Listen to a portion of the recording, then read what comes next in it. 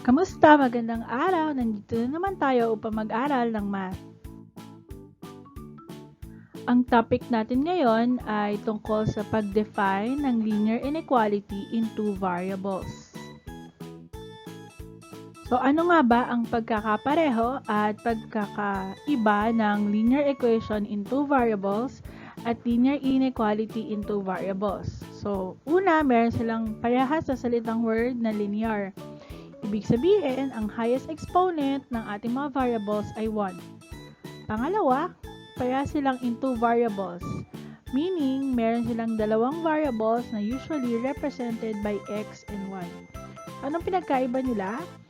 Ang isa ay gumagamit ng equal sign, kaya linear equation, at ang isa ay gumagamit ng unequal sign, kaya linear inequality. Pero yung equal sign, pwede siyang maging greater than, pwedeng maging less than, greater than or equal to, at pwede rin namang maging less than or equal to.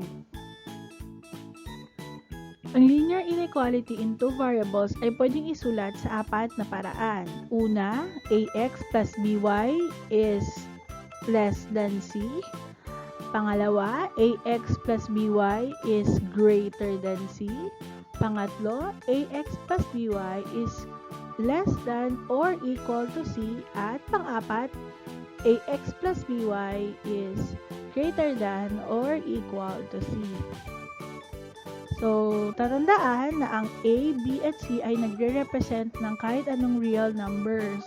Pero, tatandaan din na dapat ang a and b ay hindi pwedeng maging equal sa 0 ng sabay. Ang solution sa isang inequality in two variables ay isang ordered pair represented by x, y. So, kapag sinubstitute natin yung value ng ordered pair sa isang inequality at nagkaroon tayo ng true statement, yung ordered pair na yon ay solution sa inequality or isa sa mga solution sa inequality. So, subukan nating hanapin kung whether ang mga sumusunod na ordered pair ay solution sa inequality na 5x minus 2y is greater than 3.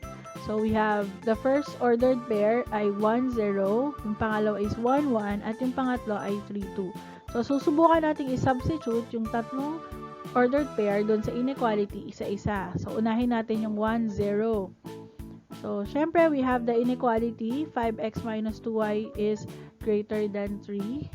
So, we're going to substitute yung 1 sa x at yung 0 sa y. So, 5 times 1 is 5 minus 2 times 0 is 0, which is greater than 3. So, 5 minus 0 is 5, which is greater than 3. So, dahil totoo, so true yung statement natin, ang 1, 0 ay solution to the inequality. So, next naman, yung ordered pair na 1, 1. So, again, we have the inequality 5x minus 2y is greater than 3.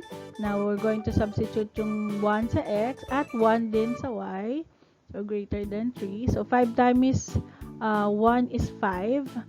2 times 1 is 2. So, don't forget the sign, greater than 3. So, 5 minus 2 is 3. So, dito, ang kinalabasan ay 3 is greater than 3. Alam naman natin that this is false kasi they are equal, hindi greater than 3, no? So, therefore, yung 1, 1 ay hindi solution dun sa equality. So, hindi natin pwedeng gamitin solution yung 1, 1 sa inequality na given.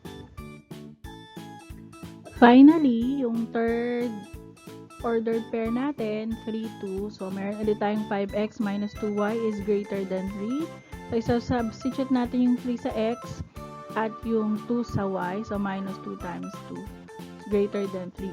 So, 5 times 3 is 15 minus 2 times 2 is 4 greater than 3. So, 15 minus 4 is 11, which is obviously greater than 3. So, meron ulit tayong true statement. At dahil true yung ating statement, yung ordered pair na 3, 2 ay solution sa inequality. So, mula doon sa sinolve natin, mapapansin natin na marami pang ordered pairs ang maaaring maging solution dun sa given inequality. Pero hindi lahat ng ordered pair na itatry o maiisip natin ay maaaring maging solusyon. Tandaan natin na para ang isang ordered pair ay maging solution, dapat kapag sinubstitute natin ito dun sa given inequality, ang magiging sagot nito ay true statement. Hanggang dito muna tayo. So, sana may natutunan kayo. Hanggang sa muli!